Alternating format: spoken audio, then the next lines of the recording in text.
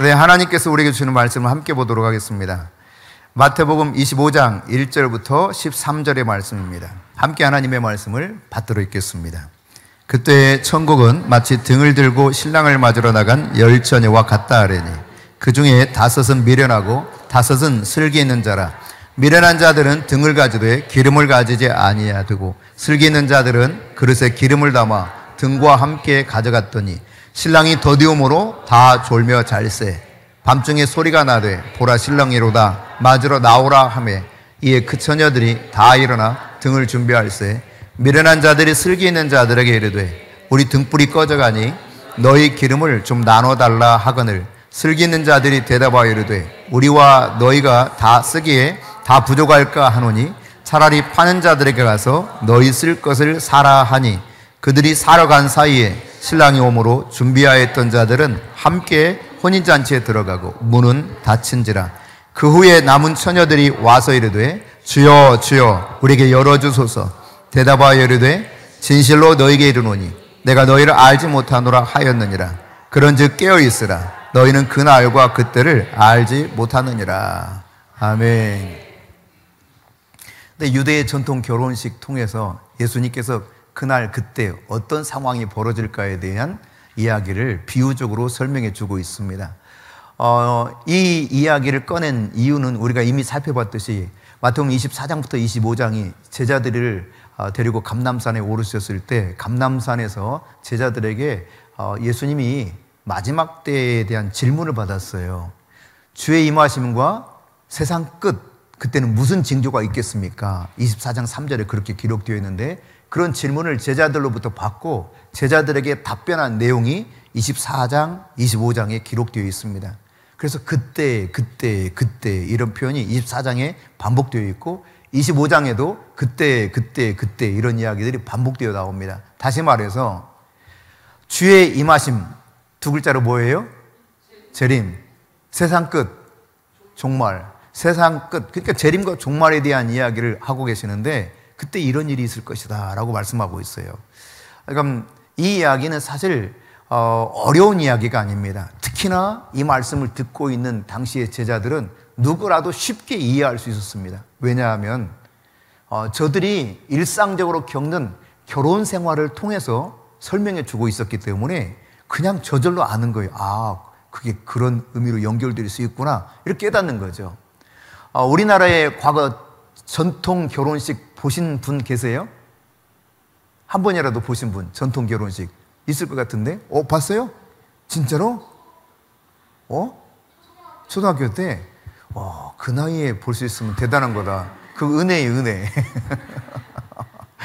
그 젊은 나이에, 지금 이렇게 젊은 나이인데, 그때는 전통 결혼식 거의 하질 않았는데, 이게 전통 결혼식 좀 달라졌거든요. 지금 하는 전통 결혼식은 조금 이렇게 달라진 전통 결혼식이에요.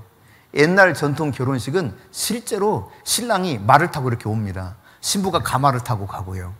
예, 밤중에 해요. 낮에 하질 않고. 그리고 신부 집에서 이게 기다리다가 보라, 오 신랑 온대 하면 이렇게 등불 들고 나가는 이 장면들이 오늘 이 본문에 나타나는 것과 아주 거의 비슷합니다. 거의. 예. 저도 딱 한 번 봤어요. 저희 할머니의 동생의 딸. 예. 그러니까 그 집에 이제 저로는 뭐 이렇게 따지면 호적으로 따지면 고모뻘 된다 하더라고요. 하여튼 그분이 결혼하는 날 그날 이제 가서 너도 전통 결혼식 한번 볼래? 해서 쫄래 따라갔었거든요. 근데 막 이렇게 추워지는 계절이었기 때문에 상당히 쌀쌀했어요. 밤에 모닥불 피워놓고 피웠던 이런 일이 있고 대나무 숲이 쭉 집이 이렇게 둘러쌌는데 대나무 사이로 불어온 바람이 지금도 이렇게 생각이 납니다. 그래서 뭐 이게 어린애였기 때문에 초등학교 다닐 때였기 때문에 이게 밤중에 이렇게 좀 깊어지니까 막 계속 하품이 나오고 졸리고 그러는데 그 외삼촌이 그러시더라고요. 기왕에 기다렸으니까 곧 신랑 올 테니까 기다리라고. 보고 자는 게 좋지 않겠냐. 언제 이런 거 구경하겠냐 그러더라고요. 그래서 이제 눈을 부벼가면서 졸음을 쫓아면서 그렇게 기다리다가 마침내 오 신랑 왔대 이 소리 듣고 사람들이 막 청사초롱 준비하고 횃불을 준비하고 막 나가서 할 때 너도 어서 가서 보라고 해서 동네 어귀에 가가지고 지켜봤던 기억이 나요. 자, 그런데 오늘 1절과 2절을 한번 보십시다. 1절, 2절 같이 읽습니다. 그때에 천국은 마치 등을 들고 신랑을 맞으러 나간 10처녀와 같다 하리니 그 중에 5은 미련하고 5은 슬기 있는 자라. 그러니까 여러분, 슬기로운 사람도 있고 미련한 사람도 있다는 거예요. 이 두 부류의 사람을 예수님은 비교하고 있습니다. 그러니까 이 세상을 살아갈 때도 참 저 사람 미련하다 이렇게 생각되는 사람들이 있죠. 때로는 와, 저 사람 정말 슬기로운 사람인데, 근데 이 세상에서 슬기롭고 미련한 것은 그냥 이 세상에서만 잠시 영향을 미쳐요. 하지만 영적인 삶에서 슬기로움과 미련함은 영원한 삶에 영향을 미친다는 사실을 우리가 염두에 두고 이 말씀을 살펴볼 필요가 있습니다. 마태복음 7장에 보면은 예수님께서 산상순 끝자락에 어떤 말씀을 하시냐면 24절부터 27절에 보면 미련한 사람과 여기도 지혜로운 사람에 대한 이야기를 하거든요. 지혜로운 사람은 어디에 집을 짓는다? 반석 위에 집을 짓는다는 거예요. 그러나 미련한 사람은 어디에다가? 모래 위에다가 집을 지어서 창수가 나고 거기에 비가 쏟아지고 바람이 불면은 쉽게 무너져서 그냥 기반이 다 사라져 버린다는 거죠. 아주 유사한 그런 이야기를 하고 계시는데, 이것은 진리의 말씀이 반석 위에 서라 이런 말씀이라면 오늘의 이 본문은 마지막 때에 천국이 이와 같다 그랬어요. 천국이. 그러니까 신랑을 맞으러 등불 들고 나간 처녀들과 천국을 연결시켜서 주님이 말씀해 주고 있습니다. 우리 궁극적으로 여러분, 예수 믿는 사람들이 원하는 것 중에 하나가 뭐예요? 천국 가는 거잖아요. 그렇죠? 여러분, 천국 가기 싫어요? 지옥 가고 싶으면 가세요. 저는 싫어요. 근데 우리가 예수 믿는 궁극적인 이유 중에 하나는 천국 가는 겁니다. 그런데 천국이 이와 같은 것이다 라고 했다는 것은 이 말씀이 굉장히 중요한 의미를 우리에게 던져주고 있다는 것이죠. 그런데 여러분, 아까도 말씀드렸지만 이 예수님의 말씀은 이 말씀을 듣는 청중인 제자들과 유대인들에게는 아주 쉽게 이해될 수 있는 그런 이야기입니다. 결혼식 이야기니까 다 아는 이야기예요. 다 아는 이야기. 근데 예수님께서는 이것을 통해서 재림을 준비해야 된다는 것입니다. 세상 끝 종말을 준비해야 된다는 거예요. 주님이 곧 오실 테고 세상이 끝이 날 텐데 이 결혼 이야기로 내가 너희들에게 가르쳐 줄 테니 잘 준비해라. 그러면서 굉장히 흥미롭고 아주 쉽게 설명해 주고 있습니다.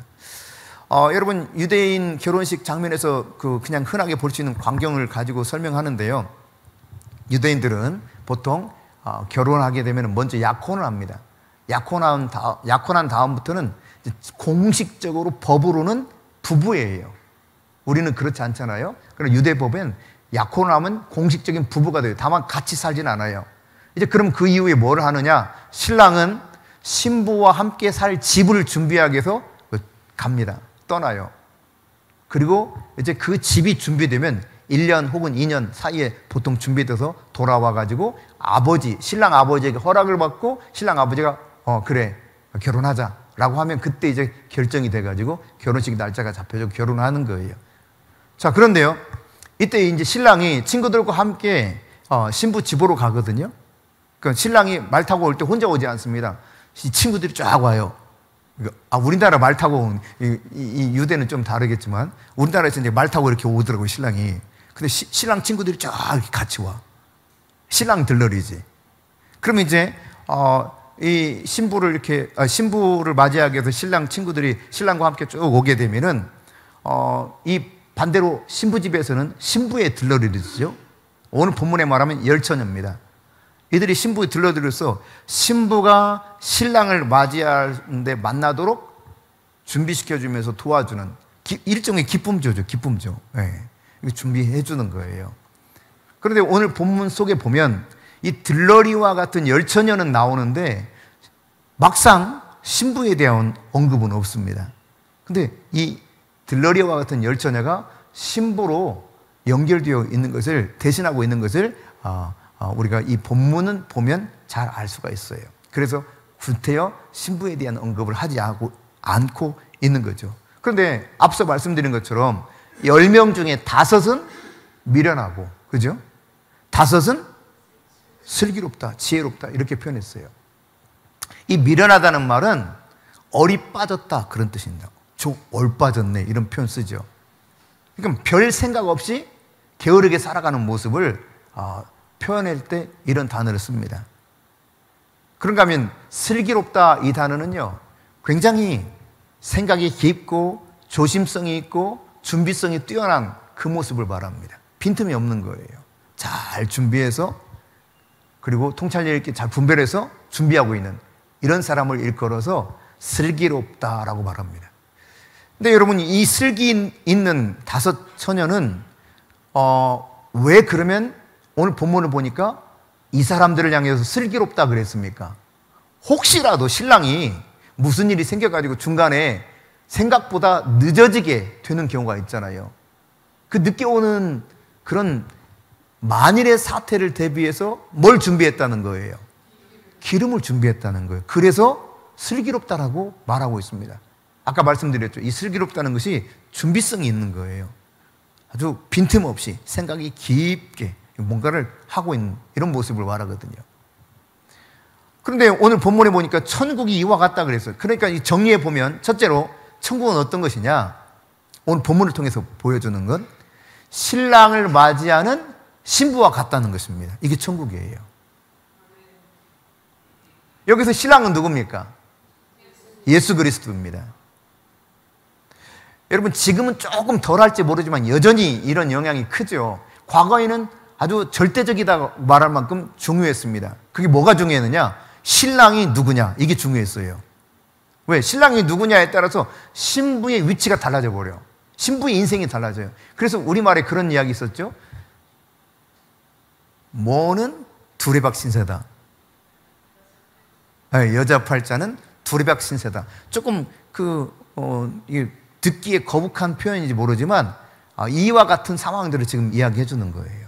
과거는 그 남편이 누군가, 신랑이 누군가가 그 인생을 딱 알아볼 수 있게 결정되었단 말이죠.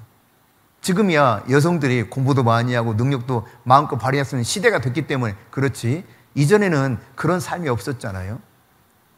어쨌든 여러분, 지금도 역시 내 신랑이 누구냐가 나를 이렇게 자존감이 세워지게도 만들고 나를 그냥 계속 바닥에 처지게도 만들고 하는 거 아니겠습니까? 그런데 여러분, 우리의 신랑은 누구냐는 거예요. 그리스도인의 신랑은 누구냐는 것입니다. 예수님이에요, 예수님. 근데 예수님은 어떤 분이냐? 이 세상 우주 만물을 창조하실 때 하나님과 함께 세상을 만드신 분입니다. 할렐루야. 그러니까 여러분의 신랑이 능력이 대단한 거예요? 아니면 이거예요? 엄청난 거예요. 2손 번쩍 들어야 돼요. 그렇죠? 대단한 신랑인 거예요. 누가? 여러분의 신랑이. 이제 그 공중에서 혼인잔치 벌어질 날이 곧 다가온단 말이에요. 분명히 성경은 그렇게 말씀하고 있죠. 자던 자들이 깨어 일어나서 부활하고 살아있는 자들은 공중으로 들림받아서 공중에서 혼인잔치가 벌어진다 그랬어요. 예수님 재림하실 때 이런 일이 벌어지는 겁니다. 이 혼인잔치 지금 비유를 지금 하고 있는데 똑같은 상황인 거예요. 그러니까 내 신랑이 누구냐? 바로 예수님이에요. 그 능력자. 신랑감을 기다리는 여러분들, 정말 능력 있는 신랑을 만날 수 있기를 축복합니다. 돈도 많아. 아주 그냥 미남이야. 아주 그냥 집안도 너무 좋아. 아주 탄탄해. 도덕적으로도 흠결이 없어. 키도 훤칠해. 학교도 그냥 최고 학부를 나왔어. 또 뭐가 원해? 유산이 엄청나. 거기다 또 뭘 원해? 말해봐. 조건을 다. 예수님이요! 결정적. 내가 잊어버릴 뻔했네. 진짜 중요한 거예요. 근데 단지 교회를 다니는 게 아니라 너무 예수를 잘 믿어. 완벽해. 이 신랑감이 지금 나에게 온다는 거예요. 그러면 예스하고 받아들이겠어? 아니면 난 싫어. 왜 하겠어요? 별로 이렇게 감동이 별로 없다. 세아야, 예스 하겠어? 안 하겠어? 고개만 끄덕끄덕이는. 예스 하겠어, 안 하겠어? 당연히 예스 하죠. 네. 그런데 예수님이 이거 비교가 안 되는 거예요. 완벽하신 분이세요. 못하실 것이 없어요. 그분의 말씀이면 모든 게 다 이루어집니다. 그게 내 신랑 예수님이에요. 예수님. 내가 만나 장차 영적으로 공중에서 혼인잔치 때 만날 나의 신랑이 그런 분이세요. 그런데 이 신랑이 말이지 바람 피우면 어떡하겠어. 그런 이야기 하더라고요. 내가 어떤 우리 후배하고 이야기하다가 뭐 이런 분이 있다고 그랬더니 아유 그렇게 똑똑하고 잘났으면 바람을 많이 피워 형 그러더라고요. 뭐 그럴 수 있어요, 세상에서는. 그런데 이 예수님은 오로지 나밖에 몰라. 나를 위해서 전적으로 모든 것을 다 내주는데요, 자기 목숨까지 내줘버려요. 십자가에서 그렇게 찢기시고 모든 피를 다 쏟아 부으셨던, 나를 지극히 사랑하시는 나의 신랑, 그가 누구예요? 예수님이에요. 그렇게 이런 신랑을 기다리는 신부 같다는 겁니다. 그게 천국이라는 거예요. 결혼식이 점점 다가와. 그러면 이 신부의 마음이 어떨까요? 그냥 너무너무 흥분되는 거죠. 너무너무 기쁘겠죠. 감사하겠죠. 어떤 데 막 눈물이 왈칵 쏟아질 수도 있어요. 나 같은 사람이 뭐라고, 이런 완벽한 신랑이 나에게 온다고. 와. 이 남편들은, 이 남자들은 감동이 없어요. 알아야지 이걸. 모르니까, 이게 신부의 입장을 모르니까. 이해해 주세요. 옆 사람 남자가 있거든. 내가 당신 이해해 줄게요. 이야기 해보라니까요. 옆 사람 남자가 있거든. 내가 당신 이해해 줄게요. 자, 여러분, 이런 신랑을 기다리는 신부와 같은 것이 바로 천국이다. 그러니까 날마다 기쁘고 날마다 감격스럽고 날마다 만족스럽고 사랑받는 그게 자존감이 너무너무 올라가고, 내 모든 문제에 대해서 언제든 이야기하면 즉각적으로 와서 해결해주고 구원해 주시는 거예요. 그 신랑이 바로 내가 맞이할 예수 그리스도라는 이야기입니다. 네. 천국은 마치 신랑을 기다리고 있는 열 처녀와 같다. 네. 감격스럽죠, 여러분? 네, 그렇습니다. 이것이 바로 천국입니다. 그러니까 어떤 고난과 역경이 몰려오고 그 신랑 만났다고 막 시기해가지고 막 짓밟고 한다 할지라도 그 조금만 참으면 되니까 참지 않겠어요? 여러분, 춘향전 기억하시죠? 춘향전. 이몽룡하고 사랑을 하다가 사랑에 빠졌던 이몽룡이 어쨌든 한양으로 이 과거 시험을 보러 가지 않습니까? 그 사이에 고초를 당해요, 성춘향이. 그런데 오로지 이몽룡 생각하면서 그냥 옥에 들어가서 칼을 차고 쇠고랑에 매여서 있을지라도 정조를 지키면서 기다립니다. 왜? 내 신랑 될 이몽룡, 나는 당신께 모든 것을 다 인생을 겁니다 하고 기다리는 거 아니겠어요?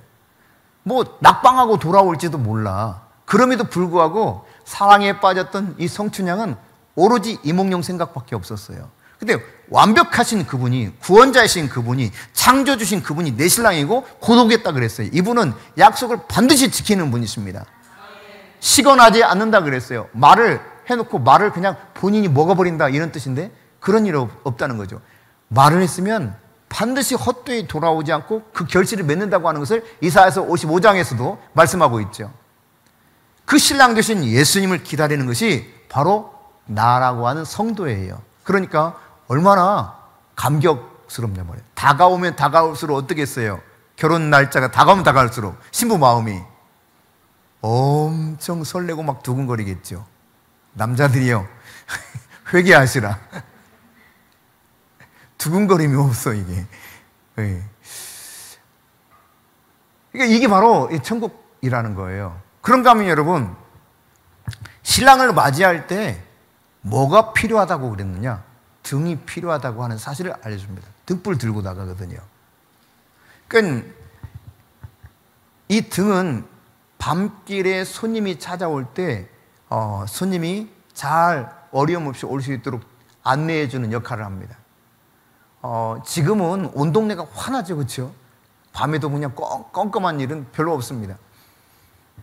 제가 그러나 어렸을 때만 하더라도요, 얼마나 밤이 되면 깜깜한지, 게다가 구름이 끼면 아무것도 보이질 않아요. 그 전날 비라도 와가지고 질척질척 할 것 같으면 여기저기 그냥 웅덩이가 있습니다. 헛디디면 그냥 붕 들어가는 거예요. 근데 이 동네의 이 형들이 꼭 그렇게 놀리면서 그러거든요. 이 어느 길을 가려면 이제 옛날엔 무덤이 많잖아, 무덤이. 무덤가에 지나가면 뭐 도깨비 귀신이 나온다, 무슨 귀신이 나온다, 막 귀신 이야기를 쫙 해. 그러면 예, 밤중에 또 부모님들이 심부름 시킬 때가 많거든. 뭐를 좀 해와라. 그때는 이제 전빵이라고 해서 전빵. 전빵이 뭔 줄 알아요? 구멍가게, 구멍가게. 오늘날로 말하면 저 편의점 같은 거예요. 아주 조그마한 구멍가게. 이 전빵 가서 뭐 사와라 그래요. 그럼 밤중에 그 심부름 하려면 얼마나 무서운지 몰라. 특히 그 낮에 들었던 이야기들이 있잖아요. 거기 지나가면 틀림없이 도깨비가 나온다는 거예요. 그럼 막 다리야 날 살려라 막 하고 뛰는데 갑자기 말이지 파인 웅덩이 쑥 들어가면 놀래는 게요. 아주 그냥 간이 떨어질 것 같은 놀래는 일도 있어요. 근데 그때 등이 있으면 안심이 돼. 뭐가 문제가 있는지를 알 수가 있어요. 등불을 들고 가면은 이게 마음이 편안해요. 신랑이 올 때도 어두컴컴한 저녁에 이 결혼식이 벌어지기 때문에 신부의 들러리들이 등을 들고 나가서 맞이해 줘야 되는 거죠. 신랑으로 하여금 신부의 집에 안전에 갈 수 있도록. 그게 등불이라는 거예요. 여러분, 그러니까 신부로서의 자격이 키는 몇 센치 이상, 미모는 아주 탁월하게 예뻐야 되고, 또 실력도 있어야 되고, 능력도 있어야 되고, 돈도 있어야 되고, 뭐 이런 여러 가지 조건들을 갖춰야 신부의 자격이 있다 그러면은 예수님의 신부의 자격을 갖출 만한 사람이 거의 없어. 거기다가 특별히 도덕적 흠결이 없어야 된다.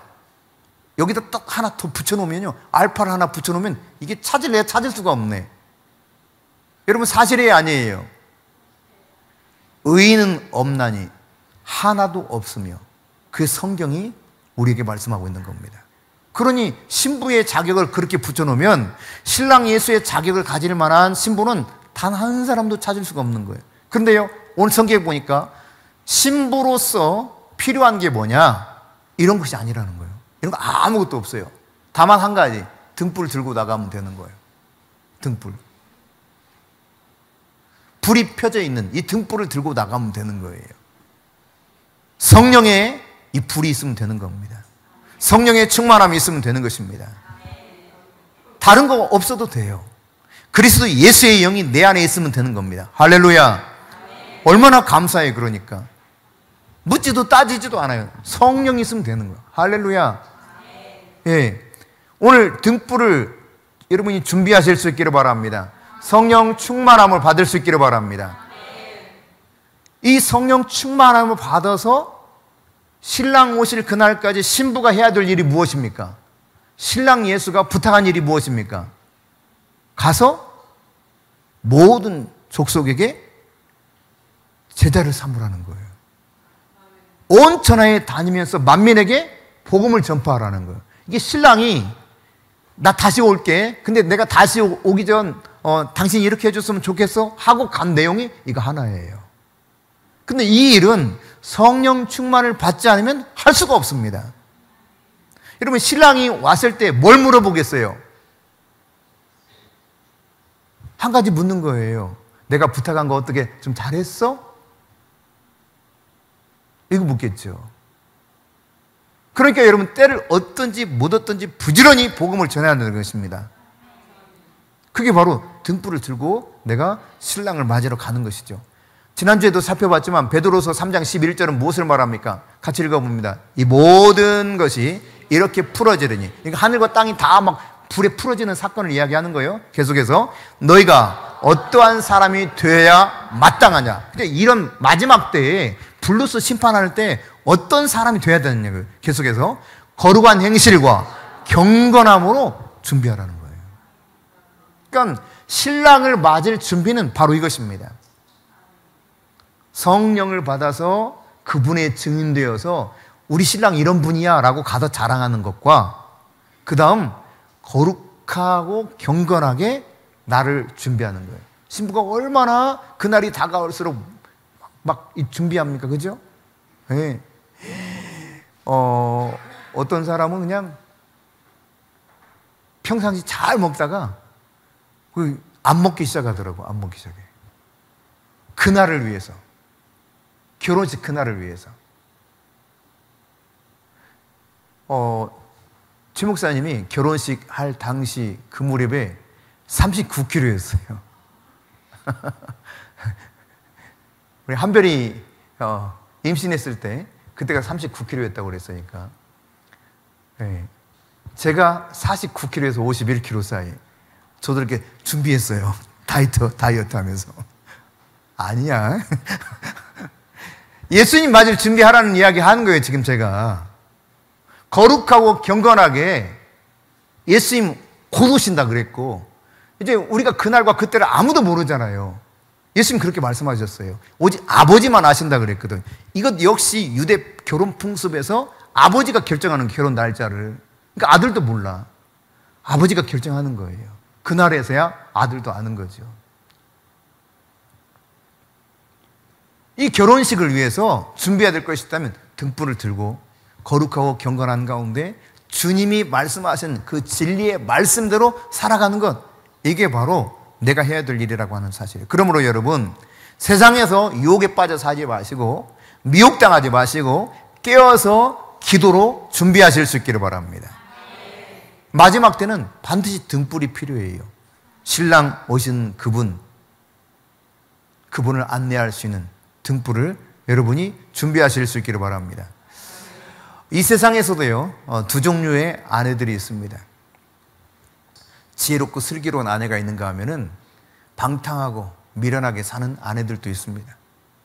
70년대 그때 우리나라가 못 살던 때거든요.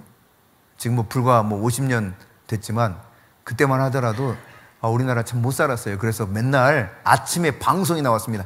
전국의 방송이 나와요. 전국에. 어떻게 했느냐, 마을마다 스피커에다 대고 노래를 틀어줬어요. 라디오 틀어줬어요.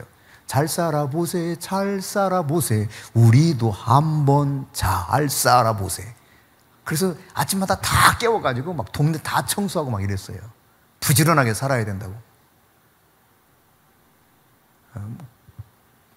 근데 여러분, 이 시대에 박정희 대통령이 했던 정책 가운데 하나가 뭐였냐면 서독에는 간호사를 파견했습니다. 그리고 중동 지방에는 이 우리나라 노동자들을 파견해가지고 건설업 붐을 일으켰죠. 그 외화를 이렇게 벌어들인 거예요. 한국에서는 이게 소득 얻을 일들이 별로 없기 때문에 그런 방법을 취해서 많은 사람들이 중동에서 독일에서 엄청나게 고생하면서 돈을 벌었어요. 또 경우에 따라서는 베트남 전쟁에 파병돼가지고 거기서 또다시 돈을 벌기도 했습니다. 근데 이 돈이 가치가 다르죠. 지금부터 한 13년 전, 14년 전쯤 될 텐데, 한 13년 전쯤 되겠네요. 저희가 저쪽 그 서곤로 그쪽에 있을 때, 그러니까 지금 하이마트 옆 건물인데 오프라벨이라고 아동복, 고급 아동복 파는 그 집이 있어요. 그 건물에 맨 꼭대기층에 저희들이 있었는데, 그때 이 스리랑카에서 온 남자 청년이 하나 있었습니다. 전도된 거죠. 전도. 이름이 이제 기억이 안 나가지고, 응? 구마라라고 하는 스리랑카 남자 청년이 하나 있었어요. 근데 이 친구를 전도해가지고 같이 신앙생활을 하면서 복음을, 진리를 가르쳐주고, 그런 다음에 한글을 조금 더 배울 수 있도록 한글을 이렇게 가르쳐줬어요. 그래서 얘가 열심히 공부해서 한글어 능력시험에 합격해가지고 자격증도 따고, 그러면서 또 취업도 잘 되고, 또 이렇게 살아가는데, 걔가 와가지고 이제 그때 당시 아마 4년째인가 일하고 있다고 했었습니다. 근데 뭐라고 말하냐면, 자기 마을에 가면 자기가 유지가 된 거야. 이 젊은 애가 4년 한국에서 일했는데, 토지를 몽땅 사고, 거기다 공장을 세우고, 그리고 동생들한테 그걸 맡기고 얘는 또 한국에 또 들어왔어. 또 돈 벌려고. 왜? 돈의 가치가 다르니까. 그러니까 우리나라 70년대 그렇게 독일이나 중동지방, 사우디 등등 또 월남에 파병된 이런 군인들, 그들이 달러를 이렇게 가지고 올 때 엄청난 외화벌이가 됐거든요. 근데 이때 당시에 결혼한 이 남편들도 많이 갔었거든요. 근데 지혜롭고 슬기로운 이 아내들은 뭐랬게 돼요? 차곡차곡 잘 아끼고, 내 남편 고생하면서 번 돈 잘 아끼고, 살림 잘 하면서 애들 잘 키우고, 어서 빨리 남편이 돌아오기만 기다리겠죠. 그런데 어리석은 아내들도 있었거든요. 방탕한 삶을 사는 거예요. 신랑이 없는 사이에 춤바람 나서 다른 남자 만나서 외도하고, 이런 일이 굉장히 많았어요. 그리고 그 당시 한참 요즘은 여러분 개라는 거 알아요? 개? 바다 개도 아니고 멍멍 개도 아니고 여의개입니다. 여의개. 이 개바람이 일어나가지고 그냥 온 동네 사람들이 다 개했거든요. 근데 문제가 생기는 거야. 그 중에 한 사람들이 그냥 먼저 이 개돈을 몽땅 타가지고 싹 도망가 버려. 그냥 와장창 다 손해를 보는 겁니다. 이런 일들이 사회에 문제가 됐어요. 교회 안에서도 이런 문제들이 많이 일어났습니다. 그러니까 온 대한민국이 다 그랬죠. 그래서 이게 사회에 문제가 돼가지고 매스컴에 막 이런 일들을 조심하라고 이런 적이 있었거든요. 그러니까 이게 만일에 여러분 방탕한 삶을 살고 있었던 아내라고 생각하면 남편이 돌아온 날이 기쁘겠어요? 불안하겠어요? 얼마나 불안하겠어? 그러나 차근차근 잘 준비해서 남편이 오기만을 기다리면서 지혜롭게 잘 자녀들과 가정을 꾸려갔던 사람은 어떻겠어요? 그날이 어서 오기만을 기다리겠죠? 다른 거예요. 오늘 지혜로운 그런 다섯 처녀와 미련한 다섯 처녀가 있듯이 바로 그렇다는 것입니다.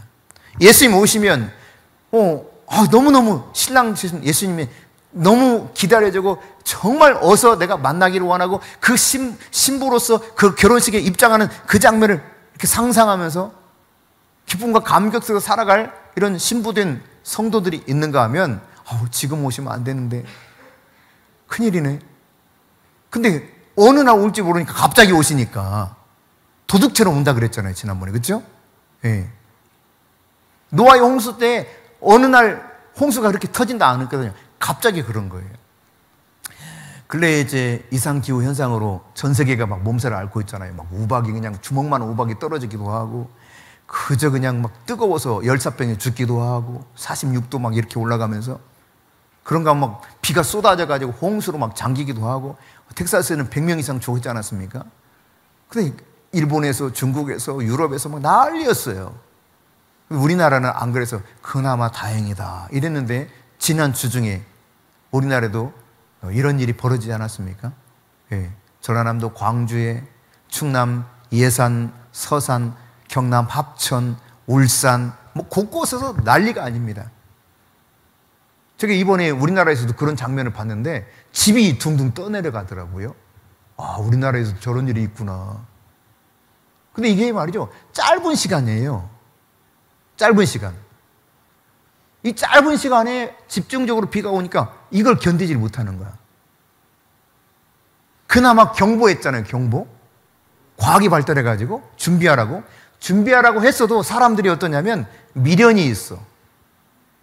떠내려가는 이 자기의 재산,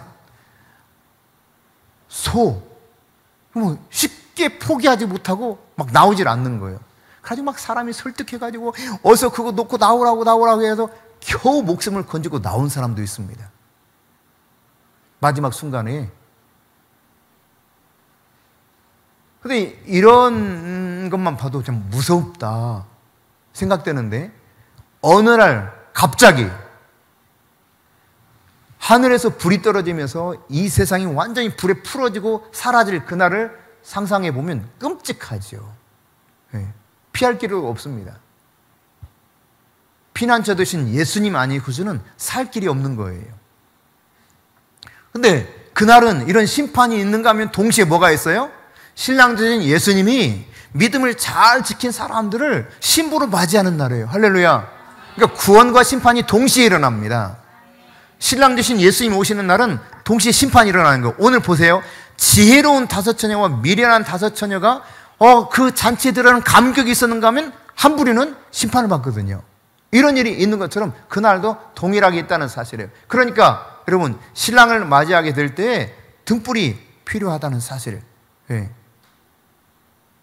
여러분, 내가 어떤 삶을 살고 있느냐가 이게 궁극적으로 예수님 신랑 되신 그분 오실 때 기쁨으로 맞이할 수도 있고, 반대로 이거 가슴이 철렁 내려앉으면서 끝장이 나는 상황도 벌어질 수 있다는 이야기입니다. 자, 오늘 3절 4절 읽어봅시다. 시작. 미련한 자들은 등을 가지되 기름을 가지지 아니하고 슬기 있는 자들은 그릇에 기름을 담아 등과 함께 가져갔더니 딱 두 부류예요. 근데 차이는 딱 한 가지입니다. 무슨 차이입니까? 자, 이 열처녀가 동일하게 다 신랑이 좀 늦게 오니까 어떻게 했어요? 졸고 졸음을 못 이겨서 다 잠잤어요. 이렇게 다 똑같아요. 또 이 열처녀의 또 동일한 특징이 뭐예요? 다 등불을 다 들고 있었어요. 그런데 문제는 뭐예요? 기름이 준비되어 있느냐, 여분의 기름이 있느냐 없느냐, 이게 갈라지는 거예요. 여분의 기름이 있는 사람과 없는 사람이 이렇게 달라져요. 그러니까 여러분, 슬기로운 다섯 처녀는 기름을 준비했거든요. 그러니까 결혼식의 초점은 신부를 신랑 집까지 데리고 가는 거예요. 신부를 신랑 집까지. 그러니까 신랑이 신부 집에 와가지고 신부를 다시 자기 집으로 데려가는, 이게 이제 결혼식에서 가장 중요한 부분이라고 할 수 있겠죠. 근데 여기 말한 이 등불은 청사초롱 같은 등불보다 로마 신화나 헬라 시대에 사용했던 횃불이 더 가깝습니다. 그러니까 막대기에다가 천을 둘둘 말아가지고 기름을 찍어가지고 거기 이제 불을 지펴서 태우는 거예요. 제가 처음 목격했던 혼인 잔치에서도 여자들은 청사초롱 등을 들고 갔지만 남자들은 이 횃불을 들고 나갔거든요. 네, 저도 횃불 그때 들어봤어요. 근데 한참 타다가 어때요? 기름이 여기서 바닥에 나면 꺼집니다. 그럼 다시 기름을 찍어요. 이렇게 들어 올려요. 네. 그 등에 기름을 별도로 준비한 사람과 그렇지 않은 사람을 언급하고 있죠. 그러니까 보통은 이 로마 시대 횃불, 이게 기름 찍어가지고 하면 한 15분 정도 탔다 그래요. 제가 이렇게 기억해도 그 정도 이렇게 탔던 것 같아요. 대략적으로. 근데 꺼져가는데 기름이 준비되어 있지 않으니까, 급하니까 어때요? 기름 있는 자기 친구들한테 와가지고, 나 기름 좀 줘. 나 불이 꺼져가네? 얼른 하는데 어떻게 반응을 합니까? 안 된다는 거예요. 안 된다는 거예요. 이렇게 나눠 쓰다가 나도 떨어지면 이 신랑 올 때 난감하니까 신랑 다시 신부를 신랑 집까지 데려가는데 큰일 나니까 어서 그냥 가가지고 당신이 가서 기름을 사올라, 그렇게 말합니다. 여러분, 기름을 나눴으면 끝까지 불을 피울 수 없고 결혼식이 엉망진창 돼버릴 수 있어요. 어디로 가야 될지 길을 찾지 못하는 이런 상황이 벌어질 수도 있어요. 그런데 여러분, 이 저녁에 기름을 구할 마땅한 것도 별로 찾기가 쉽지 않습니다. 그래서 오늘 여러분 본문에 8절 말씀 보세요. 8절 같이 읽습니다. 미련한 자들이 슬기 있는 자들에게 이르되 우리 등불이 꺼져가니 너희 기름을 좀 나눠달라 하거늘. 9절 10절 슬기 있는 자들이 대답하여 이르되 우리와 너희가 쓰기에 다 부족할까 하노니 차라리 파는 자들이 가서 너희 쓸 것을 사라 하니. 자, 여기까지만 우선 봅시다. 여러분, 여기 보니까 기름을 나눠줘요, 안 나눠줘요? 안 나눠줘요. 여러분, 믿음은 나눠줄 수가 없습니다. 성령은 나눠줄 수가 없어요. 각자 믿음과 각자 성령 충만이 필요한 거예요. 내가 신랑 되신 예수님을 만날 준비를 해야 되는 것입니다. 어머니의 믿음으로 천국 갈 수 있는 게 아니에요. 눈물 흘려 기도하는 나의 형제들의 기도로 내가 천국 갈 수 있는 게 아닙니다. 믿음은 각자 준비해야 돼요. 성령 충만은 각자 받아야 되는 것입니다. 그래서 이제 9절 보는 것처럼 너희 쓸 것을 너희가 사라 그랬어요. 10절입니다. 같이 읽습니다. 그들이 사러 간 사이에 신랑이 오므로 준비하였던 자들은 함께 혼인잔치에 들어가고 문은 닫힌지라. 여기 보니까 사러 간 사이에 라고 되어 있는데, 이 말은 아직 말하자면 구하기 파는 가게도 못 찾았어. 거기 도착도 못했어. 근데 이미 신랑이 와버린 거예요. 그러니까 신랑이 그렇게 기름 사기도 전에 와버렸고, 게다가 뒤늦게 사가지고 허겁지겁 와서 어떻게 해요? 문은, 혼인잔치 문은 닫혀버렸다는 거예요. 여기 문이 닫혔다라고 하는 이 표현은요, 어떤 말이냐면 문이 닫히되 아주 닫혔다는 이야기입니다. 그냥 이렇게 닫았으니 잠깐 열어주세요 이게 아니라 아예 철커덕 잠겨버렸다는 이야기예요. 더 이상 안 열린다는 이야기입니다. 한 번 닫힌 문은 열리지가 않습니다. 이게 혼인잔치집에서 일어난 일이에요. 오늘 이런 것을 우리가 생각한다면 내가 빌려 쓸 수 없는 믿음, 내가 누구한테 양도 받아가지고 사용할 수 없는 믿음과 성령은 내가 준비해야 된다는 이야기예요. 여러분 동의하세요? 이건 빌릴 수도 없어요. 양도 받을 수도 없어요. 오로지 내가 믿음을 준비하고 내가 성령 충만함 받은 가운데 이 기름을 준비하고 있어야 되는 것입니다. 굉장히 뛰어난 성경 주의 학자가 있습니다. 윌리엄 바클레이라고, 우리나라에서 아주 이 목회자들에게 잘 알려진 그런 학자인데, 윌리엄 바클레이가 이런 말을 했습니다.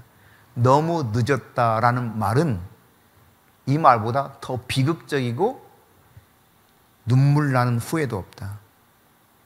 너무 늦었는데 끝입니다. 이미 문이 철커덕 잠겨서요 안 열려요. 늦었네? 끝난 거예요. 노아 홍수 때 어떻게 했습니까? 비가 막 쏟아져요. 그래도 사람들은 그때까지도 사실은 비가 온 세상 덮는 무슨 홍수가 나겠어? 아마 이랬을 겁니다. 그렇지만 문이 누가 닫았다고 그랬어요? 제가 말씀드렸었죠? 지난번? 노아가 닫은 게 아니에요. 그 문을 누가 닫았어요? 하나님이 방주의 문을 닫아버렸어요. 더 이상 못 들어오게. 오늘 신랑집, 잔치집 이 문이 닫힌지라 그랬는데 문이 닫혀서 아주 닫혔다는 의미입니다. 부정, 과거, 수동태를 써요. 수동태이기 때문에 능동적으로 누가 할 수 없는 거야. 이거 누군가 열어줘야 가능한데 그때는 이 주인이 안 열어줘요. 완전히 끝이 난 거예요. 그날이 온다는 사실을 말씀하고 있는 겁니다. 그래서 11절에 보면 11절 시작. 그 후에 남은 처녀들이 와서 이르되 주여 주여 우리에게 열어주소서 외치는데 안 열립니다. 여러분 마태복음 7장 21절 22절에 보면은 주여 주여 하는 자마다 다 천국에 들어갈 수가 없다고 그랬습니다. 어떻게 해야 들어간다는 것입니까? 오직 하나님의 말씀대로 행하는 자라만이 이 천국을 들어갈 수 있다고 예수님이 직접 말씀하신 거예요. 아무리 외쳐도 소용없습니다. 주님의 말씀대로 살아야만 들어갈 수가 있습니다. 주님이 말씀하셨어요. 준비해라. 깨어서 준비해라. 그날과 그때는 아무도 모르는데 도둑처럼 올 테니 노아의 홍수처럼 시집가고 장가고 다 평안하게 그냥 일들이 일어설 때 갑자기 그 일이 일어날 테니 불시험이 떨어질 테니 불로 심판하는 날이 올 테니 깨어서 준비하라. 준비하고 있어라. 예, 지난번, 지지난번 계속 우리가 살펴본 내용입니다. 오늘 본문에서도 그 사실을 이야기하고 있죠. 13절입니다. 같이 읽습니다. 그런즉 깨어있으라. 너희는 그 날과 그때를 알지 못하느니라. 결론적이에요. 그런즉 이 접속사는 그러므로 그런즉 이 접속사는 결론이 이거야 라고 하는 것을 가르쳐주는 겁니다. 자, 반드시 깨어있어야 된다. 등불을 준비하고 있어야 된다는 거예요. 기름을 준비하고 있어야 된다는 이야기입니다. 내가 너희를 알지 못하노라 하고 거부해버렸어요. 여러분 이 말은 다른 말로 말하면 내가 너 속속들이 잘 알아 이 말입니다. 네가 어떻게 준비되어 있지 않는지 내가 알아. 그래서 문이 닫혀서 열어줄 수가 없어. 그런 표현이거든요. 하나님이 우리를 너무 잘 아시는 거예요.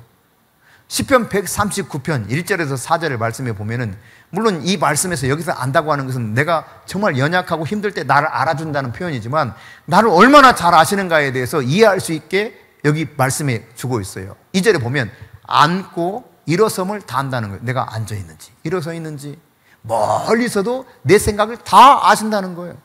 내 모든 길과 눕는 것 다 아신다는 거죠. 다 살펴보고 계신다는 거예요.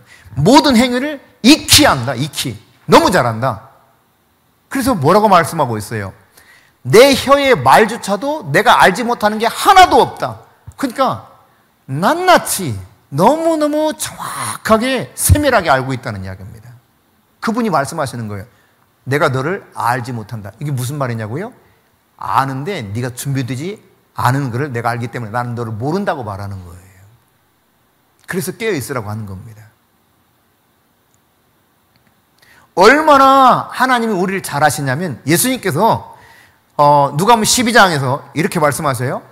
머리카락 하나까지도 다 세심받아 되셨다는 거예요. 저는 이 말씀의 의미를 깨달을 때 정말 눈물이 나더라고요. 와, 나에 대해서 이렇게까지 잘 아시는구나. 내가 지금 얼마나 어렵고 힘든지, 내가 얼마나 진짜 주님의 도움이 필요한지, 이 상황에서 주님이 아니시면 해결할 수 없는 이 난관 속에 내가 있다는 이 모든 것도 주님이 다 아시는구나.